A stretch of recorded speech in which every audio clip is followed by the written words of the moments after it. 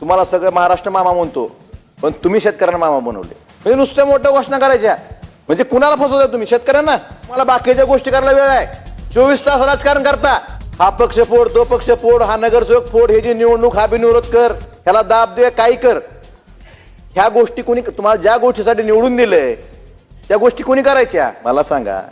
तुमची साईटच बंद आहे, शेतकऱ्यांना अपलोड कशी करायची? काय तर सांगा ना. साईट बंद केली, बंद पडली का बंद केली आणि परत शेतकऱ्यावर दोष देता का? पाऊस लांबला म्हणून तुम्ही मदत लांबवली का? अरे काय उत्तर? किती तुम्ही, म्हणजे आता तुम्ही चेष्टेत घेऊ नका विषय. सत्ताधारी आमदारांना 7.5 कोटी आणि विरोधी आमदारांना 2.5 कोटी का? आमच्या मतदारसंघात शेतकरी नाहीत? आमच्या मतदारसंघात शेतकऱ्यांनी शेतापर्यंत जाऊ नये? कुठपर्यंत राजकारण करणार नाही तुम्ही? राजकारणाच्या ठिकाणी राजकारण करा, पण तुम्ही शेतकऱ्याच्या बाबतीत राजकारण करता. 19चा शेतकरी 24ला त्याला नाही द्यायचं, 26ला नाही द्यायचं. आपल्याला 19ला आमदार होऊ वाटतं, परत 24ला होऊ वाटतं ना. मग शेतकऱ्याला 19ला कर्ज मिळालं, त्याला 26ला मिळू नये का कर्जमाफी? का? म्हणजे आपल्याला सगळं पाहिजे. आपल्याला 19ला पण आमदार पाहिजे, 24ला पण पाहिजे, पुढे 29ची पण अपेक्षा. आणि मात्र 19ला जे कर्जमाफी घेतली त्यांनी महात्मा फुलेमध्ये, त्यांना 26च्या कर्जमाफीत नाही. हा का अन्याय? स्वतःहून बघा ना. मग आपण ठरवू, आपण 19ला आमदार झालो, 24ला कशाला आमदार व्हायचं? सर्वसामान्य शेतकरी का हौसेने जातो का थकबाकीत? बसा बसा बसा बसा, उशिरा आलो. केंद्र सरकार डबल इंजिन सरकार आहे. तुम्ही प्रस्ताव तर पाठवायला पाहिजे ना. 3 दिवसापूर्वी प्रस्ताव गेला आपला. किती? एवढं गतिमान सरकार आहे आपलं. सक्षम लोक सक्षम आहेत का? गरज नाही का? एवढी अनास्था कशी? तुम्हाला बाकीच्या गोष्टी करायला वेळ आहे. 24 तास राजकारण करता.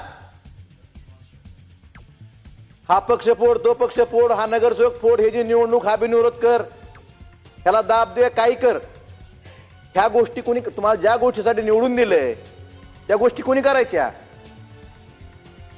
तुमची जबाबदारी आहे का नाही? काय केंद्र सरकारकडे 28,000 कोटीचा प्रस्ताव 3 दिवसापूर्वी गेलाय. एक वर्ष तुमचे प्रस्ताव जात नाहीत. तुमचं लक्ष कशात आहे? सरकार चालवण्यामध्ये लक्ष आहे तुमचं का बाकीच्या गोष्टी करण्यात लक्ष आहे? 1 वर्ष प्रस्ताव तुमचा गेला ना. 1 वर्ष. मामाचं नाही ते डिपार्टमेंट, तुमचं आहे, तुमच्या पक्षाचं. सगळं मामावर ढकलू नका बिचारा.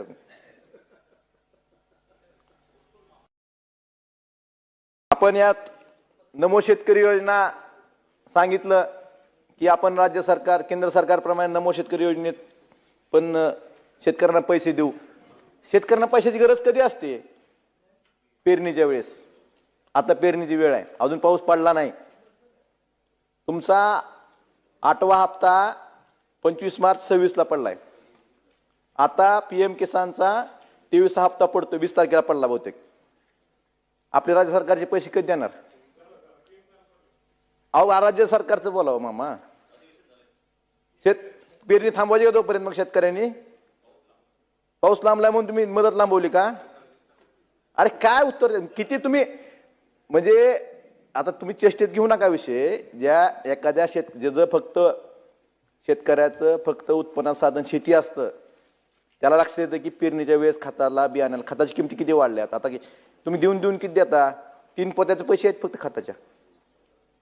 6,000 म्हणजे 3च पोते येतात. किती पट किमती वाढल्या? त्या प्रमाणात मालाची किमती वाढल्या का? तुम्ही रणधीर मागा सांगितलं कापसाची किंमत, भाव एवढे वाढले. सोयाबीनचे 7,500 रुपये सोयाबीन प्रति क्विंटल झालं. कुणापाशी आहे? किती शेतकऱ्याजवळ कापूस आहे, किती शेतकऱ्याजवळ सोयाबीन आहे? आता त्यावेळेस गरज असते, नाईलाजाने विकावं लागतं. आणि आपण म्हणजे शेतकऱ्याजवळ असला भाव नसतो. आपल्याकडे कुठलीही व्यवस्था नाही साठवणूक करण्याची. ह्या बाबतीत आपण काम करतोय का? आपण $500 ट्रिलियन इकॉनॉमी करायचं म्हणतो शेतीची. शेतीसाठी मागच्या अर्थसंकल्पीय अधिवेशनात सांगितलं होतं, पण तरतूद किती केली त्यासाठी? आपण पीक विमा योजना बंद केली, 1 रुपयात पीक विमा योजना. आणि त्यावेळेस काय सांगितलं गेलं की कृषी समृद्धी योजनेतून दरवर्षी आपण 5,000 कोटी रुपये शेतीच्या विस्तार योजनेसाठी देऊ. मग आज रणधीर भाऊ सांगत होते विस्तारमध्ये काम झालं पाहिजे. तरतूद किती आहे? मागच्या वर्षी तर 1 रुपया नव्हती, ह्या वर्षी फक्त 2,000 कोटी तरतूद आहे. आपले पीक विमा योजनेतले पैसे वाचले ना, दरवर्षी 1 रुपयात पीक विमा योजनेतले पैसे जेवढे वाचले तेवढे आपण कृषी समृद्धीमध्ये द्यायचं ठरलं होतं. दरवर्षी 5,000 कोटी देऊ म्हणून सांगितलं होतं, दिले किती? 2,000 कोटी. ही वस्तुस्थिती आहे ना.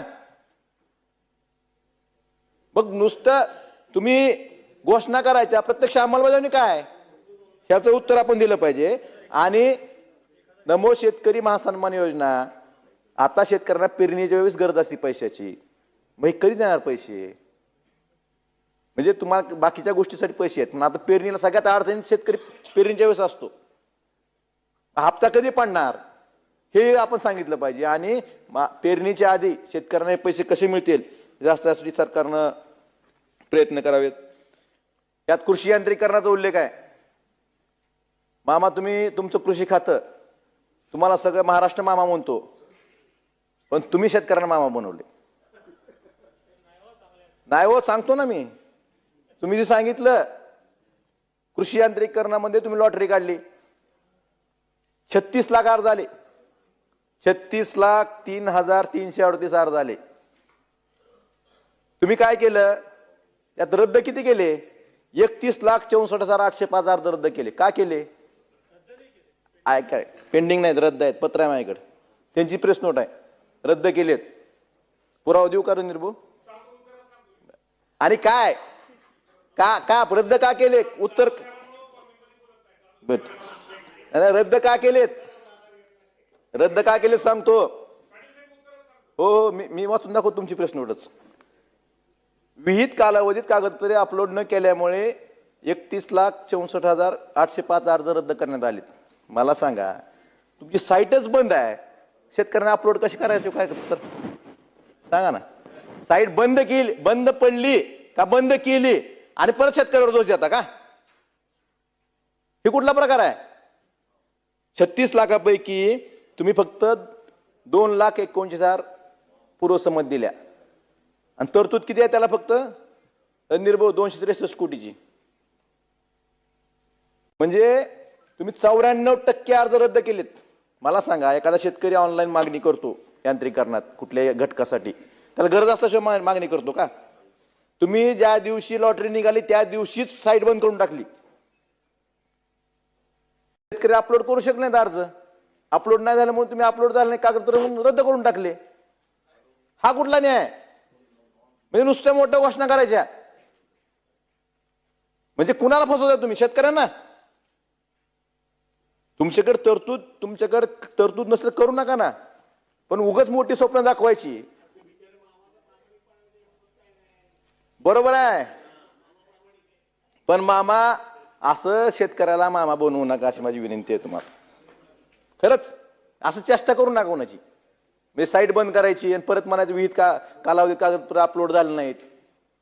एखादा कागदपत्र म्हणजे काय असतं? काय पूर्वसंमतीला कागदपत्र, डॉक्युमेंट, 7/12 कोटेशनच असतं. पण ते जर नसेल तुमच्या जवळ, तुमची साईट बंद असेल, साईट जाणीवपूर्वक बंद केली, तुम्ही कुठल्याही महाराष्ट्र शेतकऱ्याला विचारा, साईटच बंद होती तुमची.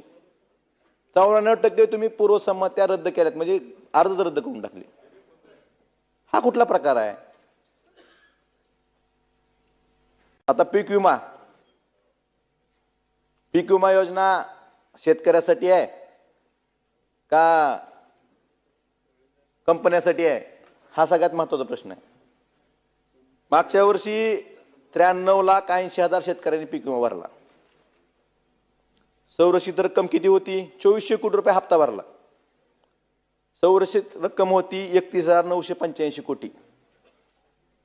आजपर्यंत किती वाटप झालंय शेतकऱ्यांना? 1,500 कोटी. 31,000 कोटीच्या संरक्षित रक्कमेच्या अगेन्स्ट त्याच्या बदल्यात फक्त 1,500 कोटी रुपये वाटप झाले. म्हणजे ह्याची टक्केवारी जर काढली तर 4.76% फक्त नुकसान भरपाई मिळाली संरक्षित रकमेच्या अगेन्स्ट. आणि तुम्हाला आठवत असेल, तुम्ही त्या पॅकेजची प्रेस जर बघितली, मी ऐकलं होतं सुधीर भाऊ, त्यावेळेस सन्माननीय मुख्यमंत्री म्हणले होते की आम्ही हेक्टरी 17,000 रुपये विमा देऊ. आता मिळालेली रक्कम आणि शेतकऱ्यांची संख्या, मिळालेल्या रकमेला शेतकऱ्यांची संख्या भागितलं तर 1,600 रुपये प्रत्येक शेतकऱ्याला मिळालेत फक्त विमा. म्हणजे 93 लाख शेतकऱ्यांना तुम्ही 1500 कोटी दिलेत.